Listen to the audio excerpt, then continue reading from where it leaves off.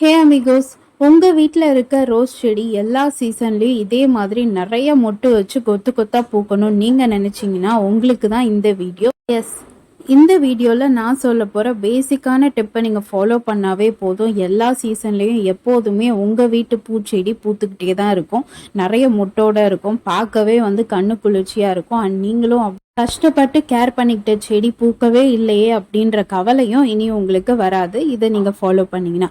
தெரிஞ்சுக்கணுமா? வீடியோ ஃபுல்லாக ஸ்கிப் பண்ணாமல் பாருங்கள். பூச்செடி வளர்க்க யாருக்கு தாங்க பிடிக்காது? பெரிய கார்டன் வைக்கிற ஸ்பேஸே இல்லைனாலும் ஒரு சின்ன பாட்லையாச்சும் ஒரு சின்ன பூச்செடியாச்சும் வைக்கணுன்றது எல்லாரோட விருப்பமாக இருக்கும். பொதுவாக கார்டனிங்ன்றதே ஒரு பாசிட்டிவ் நோட்டு தான். சில பேருக்கு இது ஹாபி மாதிரி கார்டனிங், சில பேருக்கு ஸ்ட்ரெஸ் ரிலீஃப் பண்ணுற ஒரு மெடிசன் மாதிரி கார்டனிங். நீங்கள் எப்படி வேணாலும் இதை எடுத்துக்கலாம்.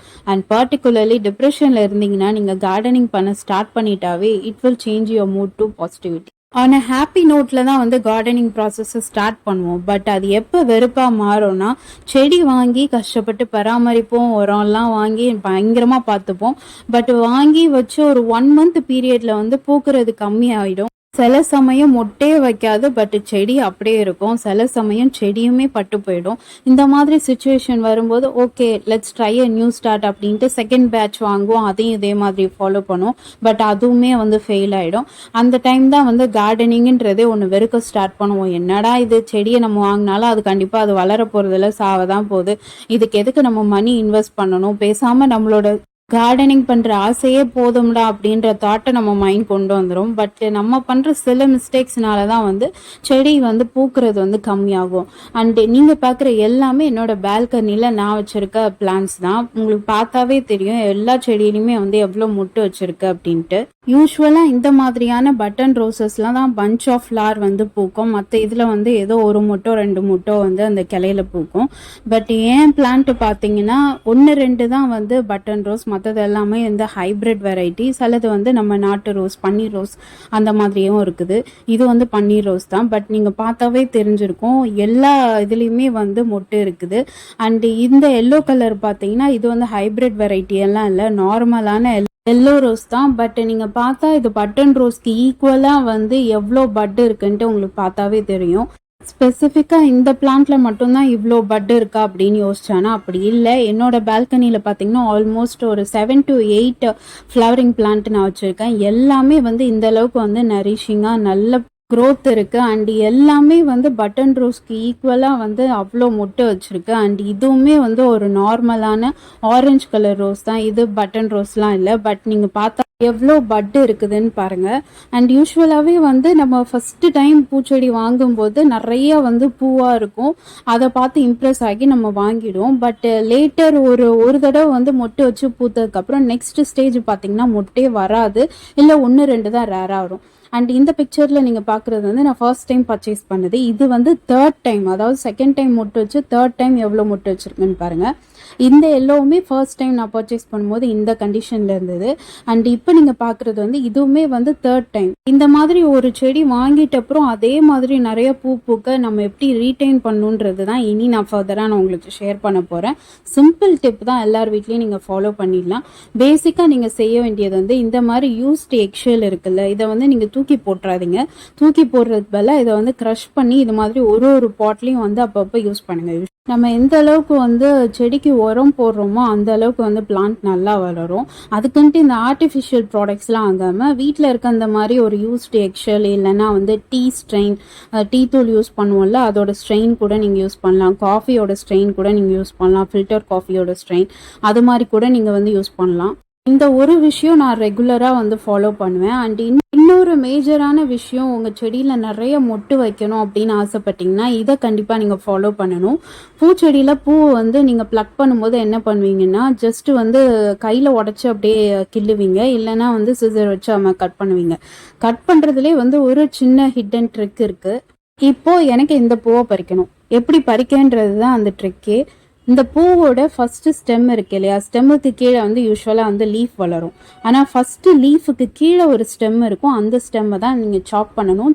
சாப் பண்ணிவிட்டு அதுக்கு கீழே இருக்க மீதி 2 லீஃபை வந்து நீங்கள் இது மாதிரி பிச்சு எடுத்துக்கோங்க. ஸோ தட் வந்து அடுத்த தளிர் வர்றதுக்கு அது கரெக்டாக இருக்கும். உங்களுக்கு பார்த்தாவே தெரியும், இப்போ லைட்டாக முளைச்சிருக்கு. நீங்கள் வந்து லீஃபை பிச்சுட்டிங்கன்னா இன்னுமே வந்து அது நல்லா வளர்ந்து அதுக்கப்புறம் நிறையா வந்து முட்டை வச்சிரும். அண்டு தேர்ட் திங் நீங்கள் பண்ண வேண்டியது பார்த்தீங்கன்னா, உங்களோட பூச்செடிக்கு நீங்கள் தண்ணி ஊற்றுவீங்க. பட் எங்கே ஊற்றுவீங்கன்னா, தொட்டியில் மட்டும்தான் ஊற்றுவீங்க. அதாவது அது வந்து ரூட்ஸுக்கு மட்டும்தான் போகும். நீங்கள் எப்போதுமே வந்து ஒரு பூச்செடியை வந்து அதோட ஷவர் பண்ணுற மாதிரி நீங்கள் வந்து தண்ணி ஊற்றணும். அதாவது உங்கள் பிளான்ட் எல்லாமே ஹெட் பாத் எடுக்கிற அளவுக்கு நீங்கள் வந்து ஃபுல் ஷவர் பண்ணணும். பிளான்ட் எல்லாமே வந்து நல்லா வெட் ஆகணும். ஏன்னா பார்த்தீங்கன்னா, சம்மர் சீசனில் வந்து மோஸ்ட் ஆஃப் த பூச்செடி வந்து பூக்காது.